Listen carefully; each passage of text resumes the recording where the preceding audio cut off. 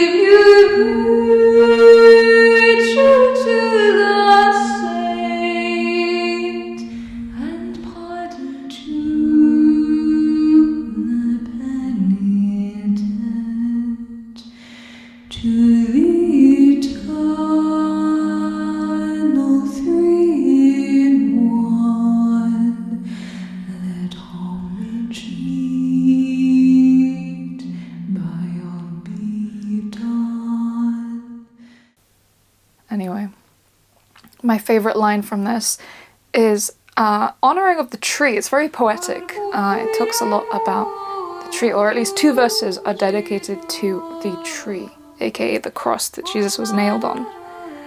And I like the translation from this breviary, the pricey Baronius Press one. It does not make any effort to rhyme, but it kind of gives you the gist of what it's talking about in Latin. Tree of dazzling beauty, adorned with the purple of the king's blood, and chosen from a stock worthy to bear limbs so sacred. How favoured the tree on whose branches hung the ransom of the world! It was made a balance on which his body was weighed, and bore away the prey that hell had claimed. It's very poetic to just kind of like, let's take a moment, everyone, to honour a tree that had no idea while it was growing that it was about to bear the king of the universe. It's almost like a throne. Not that I believe that trees can do any thinking, although, who knows. Next one, again a Gregorian chant, Lustra sex quiam peregit. This chant is also chanted during the Divine Office, for Lords this time, and again, like 2 verses in honour of the tree. It's very interesting, and I really love it. It's much more tender, I feel.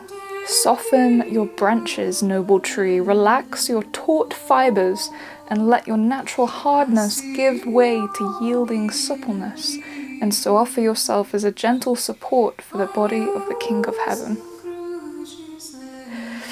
You alone were worthy to bear the victim of the world, and like the ark, to give a shelter to a shipwrecked world. an ark which the sacred blood poured out from the body of the lamb has anointed. Really cool imagery, really cool. But we must move on. It's really good. I just want to like take that verse and just like enter into contemplation with it. Next one is a hymn, not a chant. O sacred head surrounded. I love it. I love it so much, and I'm actually going to try and record it today because my voice is actually feeling a lot better. Will I do it in time before Easter comes around? Hopefully. I love how it enters into a moment in history and in reality where Jesus was crowned with thorns and entering into his passion, and yet the fact that he is still the King of Heaven remains. And you've got all the angels like watching like, oh my gosh, what is happening right now? Next one, Our Holy Jesus. The title did not really, before I heard it in the flesh, the title didn't really make me think, oh, that's a good one. But it's just the first line of the hymn, and it just is a real ode to Jesus, and like a very melancholic, very accountable, responsible, taking accountability for your part in the Passion. A couple of years ago I had the opportunity to frequently enter into a church when no one else was around, and it had really good acoustics, and Our Holy Jesus, that was on my lips constantly. I was doing the Stations of the Cross around, and it's like, it's a real prayer for me, for my heart. And then next one, The Seven Last Words by Charles Gounod. I think it's a masterpiece. I think it's like cinema before there was cinema.